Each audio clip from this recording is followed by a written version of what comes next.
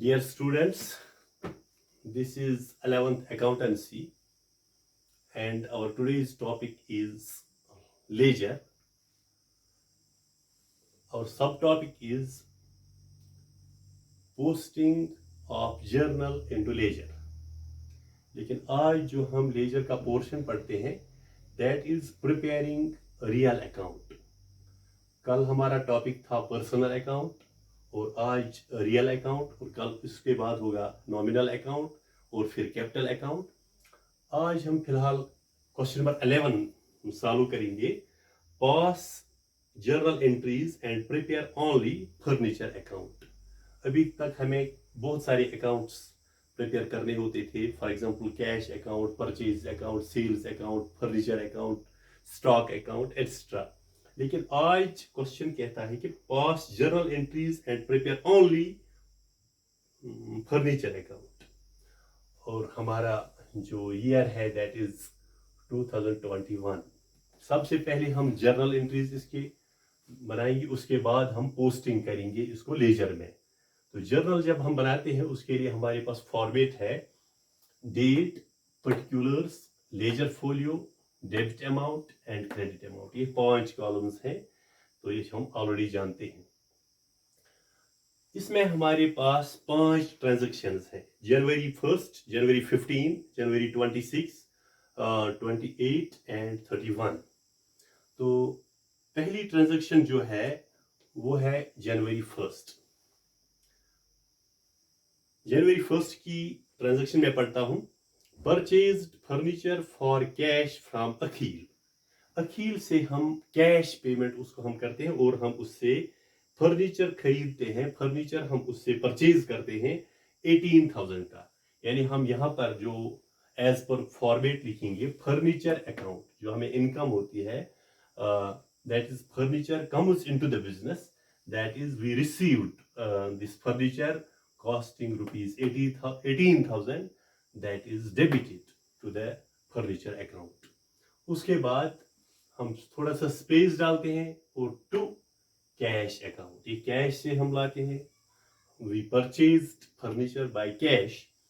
तो कितना है ये 18,000, ये क्रेडिट होता है. तो इसके लिए हमें नरेशन लिखनी पड़ती है जर्नल में. तो देखिए being furniture purchased for cash, यानी हमने मेंशन किया कि it is not on credit but it has been purchased in cash. उसके बाद दूसरी ट्रांजैक्शन जनवरी 15th जनवरी की ट्रांजैक्शन जो है that is purchased furniture on credit from Sumesh.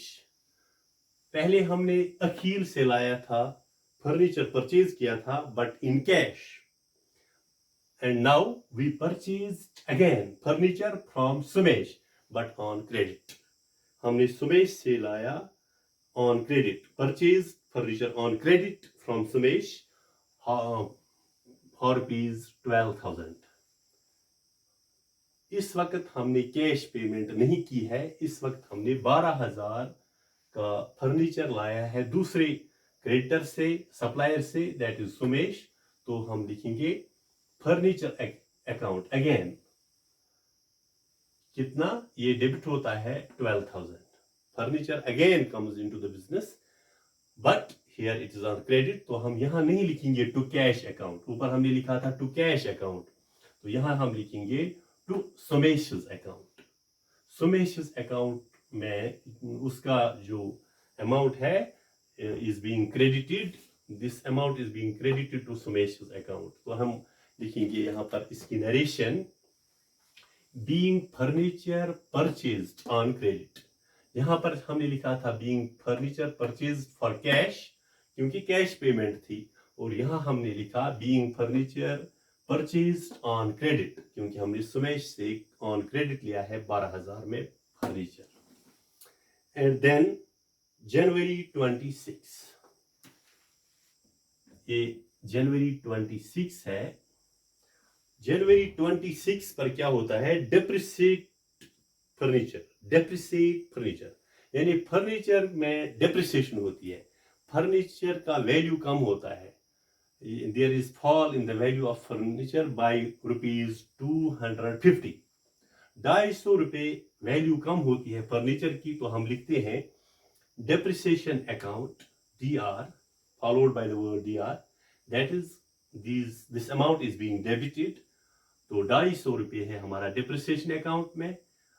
This amount comes into the depreciation account and space छोड़ के to furniture account. furniture account से ये कम होता है, वहां से निकलता है, कम here comes in and here goes out. तो हम नरेशन क्या लिखेंगे? Being furniture depreciated by ₹250. कितना है? 250 वैल्यू कम होता है फर्नीचर का, इसलिए ये डेप्रिसिएशन अकाउंट में आएगा. And then again transaction number 4, January 28, furniture withdrawn for personal use. January 28. देखिए, furniture withdrawn for personal use. The amount withdrawn for personal use from the business, that is called drawings. तो हम लिखेंगे यहां पर drawings account. तो drawings account में कितना आएगा? ये है ₹1000. यानी कि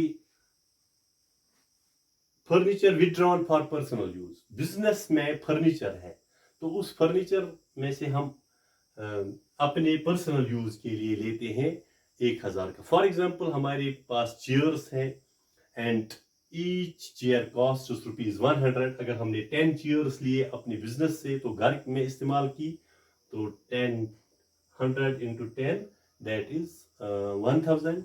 तो 1000 की चेयर्स हमने यूज की, ये पर्सनल यूज के लिए ड्राइंग्स हो गया, तो ड्राइंग्स अकाउंट में 1000 आ गया. टू फर्नीचर अकाउंट, ये भी फर्नीचर अकाउंट से निकला. तो क्या हम लिखेंगे? Narration being furniture withdrawn for personal use. Okay. तो उसके बाद last transaction January 31, furniture costing ₹4000 sold for ₹4600. जो हमने ₹4000 में फर्नीचर लाया था, तो हमने 4600 में इसको सेल किया. That is we are getting the profit of ₹600. तो हम क्या लिखेंगे? कैश अकाउंट डेबिट होता है 4600 इंक्लूडिंग प्रॉफिट, क्योंकि ये 4000 में हमने लाया था, परचेज किया था, 600 हमें प्रॉफिट मिला, तो 4600 बन गया ये cash. To furniture account, furniture account से ये हमने 4000 का था, और इसमें इंक्लूड है to profit on sale of furniture. जो हमें सेल ऑफ फर्नीचर सेल करने पर हमें प्रॉफिट मिलता है 600, वो भी हमने दिखाया क्रेडिट में. तो अब हम नरेशन लिखेंगे यहां पर being furniture sold at A profit, यानी हमने फर्नीचर सेल किया प्रॉफिट में, पर हमें फर्नीचर में ₹600 प्रॉफिट मिल गए.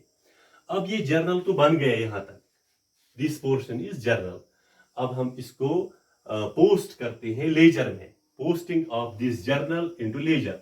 लेकिन हमें यहाँ बहुत सारे अकाउंट्स नहीं बनाने हैं आज, हमें सिर्फ एक ही अकाउंट बनाना है, दैट इज फर्नीचर अकाउंट, क्योंकि यहाँ हर जगह फर्नीचर को हम मेंशन करते हैं, इसी की जिक्र होती है. तो ये जो कोई भी अकाउंट हम कैश अकाउंट बनाए, सेल्स अकाउंट बनाए, अकाउंट का प्रोसीजर जो है, पहले इसके लिए 4 कॉलम है लेफ्ट साइड में और 4 राइट साइड में. देखिए लेफ्ट साइड में डेट, पर्टिकुलर्स, जर्नल फोलियो. यहां होता था लेजर फोलियो और यहाँ है जर्नल फोलियो, यानी पेज नंबर ऑफ जर्नल. तो amount again date, particular, journal folio, amount. मैं एक बार फिर रिपीट करता हूं. इसके लिए जो कॉलम्स हैं, date, particulars, journal folio, amount. And then again date, particulars, journal folio and amount. इस अकाउंट को हम मेंशन, यहां पर सिंबल है DR और CR, यानी डेबिट अमाउंट, क्रेडिट अमाउंट. इस साइड डेबिट अमाउंट और क्रेडिट राइट साइड में. और खासकर जो पर्टिकुलर्स यहाँ के हैं, ये साइड जो लेफ्ट साइड होता है, ये रिसीप्ट साइड्स का होता है, और यहाँ पर हम पेमेंट्स मेंशन करते हैं, यानी इस साइड हम रिसीट्स दिखाते हैं और इस साइड पेमेंट्स. चलिए जी, हम शुरू करते हैं. जो पहली ट्रांजैक्शन हमारी है, यहाँ जो जर्नल था हमारे पास January 1 का, इसको हम यहाँ पोस्ट करते हैं. जो 18,000 हमारा कैश था, ये रिसीप्ट साइड में हमने उस वक्त रिसीव किया था, इट वाज डेबिटेड. तो इस वक्त हम रिसीप्ट साइड में दिखाएंगे टू कैश अकाउंट 18,000।